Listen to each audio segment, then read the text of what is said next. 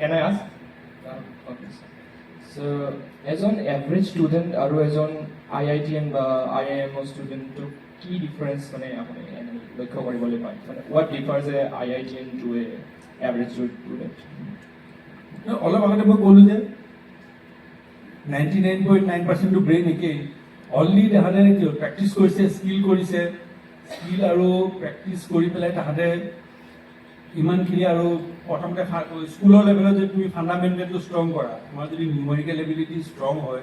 মেথছৰ strong background হয় সেইটোৱে difference otherwise তোমাৰ তুমি বহুত যে IITত গৈ পেলাই কিছুমান যে কেতিয়াবা চিট টিট পায়ো চুইচাইড কৰে কিয় তাহাঁতে কেতিয়াবা কোচিং চচিং লৈ কিছুমানে পাই যায় কিন্তু পিছত যেতিয়া কোপ কৰিব নোৱাৰা হৈ যায় তাহাঁতে চুইচাইড কৰি দিয়ে যে বাকীবোৰে দেখোন ইমান পটাপট কাৰণ ইঞ্জিনিয়াৰিঙততো আৰু স্কুলৰ নিচিনাকৈ বা কোচিঙৰ নিচিনাকৈতো নপঢ়াব তাত খালি ইভেন কিছুমান আছে টিচাৰে খালি বৰ্ডত লিখি থৈ গুচি যাব তুমি কি বুজিছা নে নুবুজিছা কোনো আমাৰতো আমি ইঞ্জিনিয়াৰিং পঢ়ি কিছুমান টিচাৰ এনেকুৱা আছিলে জাষ্ট খালি লিখি লিখি ইমান মানে কি চিলেবাছ শেষ কৰিব লাগে কোৰ্চ শেষ কৰিব লাগে সেইকাৰণে কৈছোঁ তোমাৰ ডিফাৰেঞ্চটো সেইটোৱে যে IITত পাই গ'লে তাৰ ফাণ্ডামেণ্টেলটো আৰু তাৰ কি স্কুলৰ লেভেলত কি মেথছৰ বেছিকখিনি কি ক্লিয়াৰ কৰিছে বা যোনে IAS পাই মই ক'লোঁ যে লেংগুৱেজত তাৰ বহুত স্কিলটো স্কুলৰ লেভেলৰ পৰা কৰিছে তুমি যদি ভাবা যে মই মেট্ৰিকত ষ্টেণ্ড কৰি তাৰপিছত মই ট্ৰাই কৰিম then it will be too late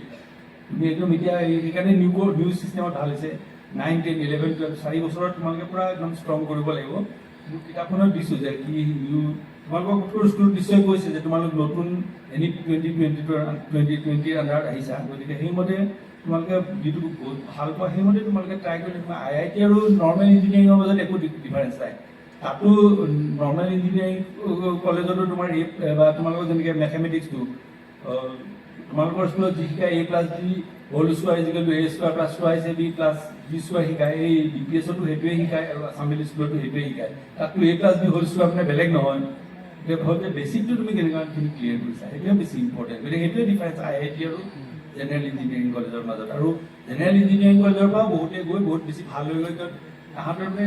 হেৰিটো বহুত থাকে ফাণ্ডামেণ্টেল বহুত থাকে কিন্তু তাহাঁতে বেছি সেই সময়ত কনচেনট্ৰেট নকৰে কিন্তু পিছত এটা সময়ত তাহাঁতে আকৌ এই বস্তুটো বুজা হয় যেতিয়া হৈ যায় তেতিয়া আকৌ সিহঁতে ডিগ্ৰীটো লোৱাৰ পিছত মই দেখোন এইটো বহুত নেগলেক্ট কৰিলোঁ তেতিয়া তেওঁলোকে বহুত আমাৰ লগত বহুত ভাল হয় এতিয়া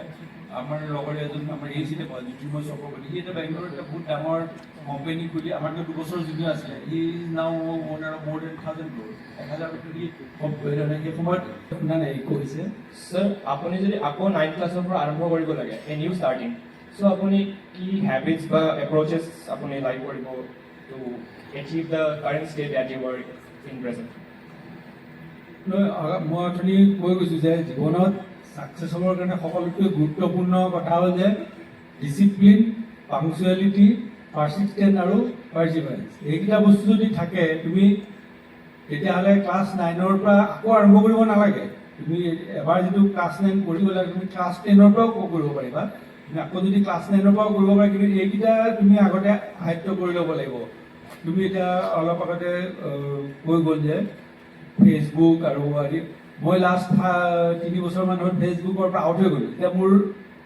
কিতাপ লিখাৰ যেতিয়া মোৰ পাব্লিচাৰে কয় যে আপুনি 3 মাহৰ ভিতৰত 6 মাহৰ তেতিয়াহ'লে মই সেইটোৰ পৰা আউট হৈ যাওঁ আৰু কমপ্লিটলি মই তেতিয়া মই ক'লোঁ নহয় অলপ আগতে যে তোমালোকে পূৰা কনচেনট্ৰেট কৰিব লাগিব ফ'কাছ যদি সেইকাৰণে কৈছোঁ যে তোমালোকৰ সেই বস্তুটোহে বেছি ইম্পৰ্টেণ্ট তুমি যদি সেইটো কৰিব পাৰা বাকীবোৰ অট'মেটিকেলি ফ'ল' হ'ব কিন্তু যদি তোমাৰ যদি ডিচিপ্লিনটো নাথাকে পাংচুৱেলিটি নাথাকে কাৰণ বিল গেটছৰো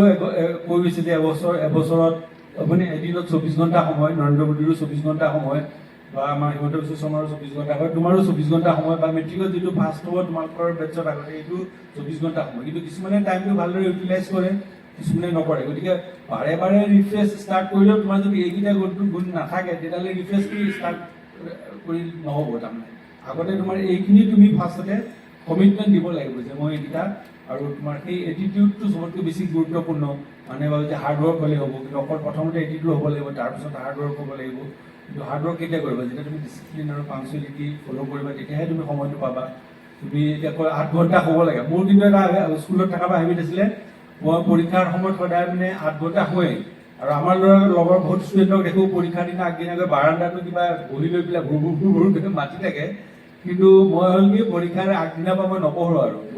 আগদিনা ৰাতি মই কেতিয়াবা 2খনো চিনেমা চাওঁ ছেকেণ্ড শ্ব'টো চামেই আৰু চাই পেলাই পিছদিনা একদম ৰাতিপুৱা ফ্ৰেছ হৈ পেলাই পৰীক্ষাটো দিব যাওঁ আৰু তেতিয়া মই দেখিছোঁ সেইবোৰ মোৰ বহুত ভাল হয় ৰিজাল্টটো আৰু যিবোৰ কোনোবা ছাবজেক্ট যদি আগদিনা ৰাতিলৈকে পঢ়িলোঁ সেইখন পেপাৰ সদায় বেয়া হয় গতিকে সেইটো হৈছে যে তুমি মানে কি বস্তুটো মনটো ফ্ৰেছ কৰিব হ'লে যিটো কৈছে যে শুব লাগিব